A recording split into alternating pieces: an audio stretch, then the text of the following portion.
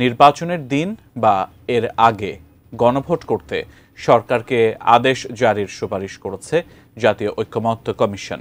মঙ্গলবার প্রধান উপদেষ্টার কাছে দেয়া সুপারিশে বলা হয়েছে, জুলাই সনদের সংবিধান সংস্কারের ইস্যুগুলো গণভোটের পর বাস্তবায়ন করবে সংবিধান সংস্কার পরিষদ। ২৭০ দিনের মধ্যে তারা ব্যর্থ হলে স্বয়ংক্রিয়ভাবে সংবিধান তা প্রতিস্থাপিত হয়ে যাবে। জুলাই জাতীয় সনদ বাস্তবায়নের সুপারিশ প্রধান উপদেষ্টার হাতে তুলে দিতে মঙ্গলবার দুপুরে ডক্টর আলী রিয়াজের নেতৃত্বে জাতীয় ঐকমত্য কমিশনের সদস্যরা রাষ্ট্রীয় অতিথি ভবন যমুনায় যান।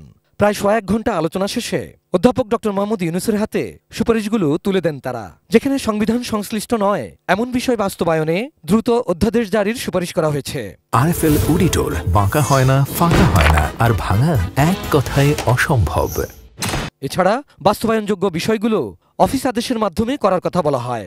ঐকমত্য কমিশনের সঙ্গে অংশগ্রহণকারী রাজনৈতিক দলগুলোর মধ্যে কোনো রকম ভিন্ন মত নেই। এরপর ফরেন সার্ভিস একাডেমিতে সংবাদ সম্মেলনে অধ্যাপক আলী রিয়াজ জুলাই সনদ ও সংবিধান সংস্কার বিষয়ে আইনি ভিত্তি দেওয়ার বিষয় তুলে ধরেন।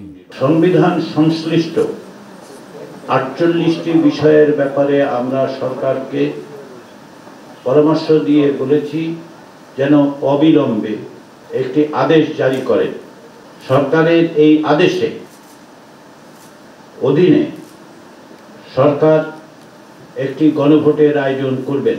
জনগণের রায় পেলে সংসদ প্রতিষ্ঠার ৪৫ দিনের মধ্যে ভোটের সংখ্যা অনুপাতে ১০০ সদস্যের উচ্চকক্ষ গঠনেরও সুপারিশ করা হয়েছে। প্রথমবারের মতো যে উচ্চকক্ষ গঠিত হবে সেই উচ্চকক্ষের আগের থেকে তালিকা প্রকাশ করার যে বিধান আছে সেটা ওয়েভ করা হবে, সেটা কার্যকর হবে না। গণভোটের রায় নিয়ে সংবিধান সংশ্লিষ্ট সুপারিশগুলো বাস্তবায়ন করবে সংবিধান সংস্কার পরিষদ। জাতীয় সংসদের সদস্যরাই হবেন এই পরিষদের সদস্য। এজন্য তাদের আলাদা করে শপথ নিতে হবে। এই পরিষদের মেয়াদ ২৭০ দিন।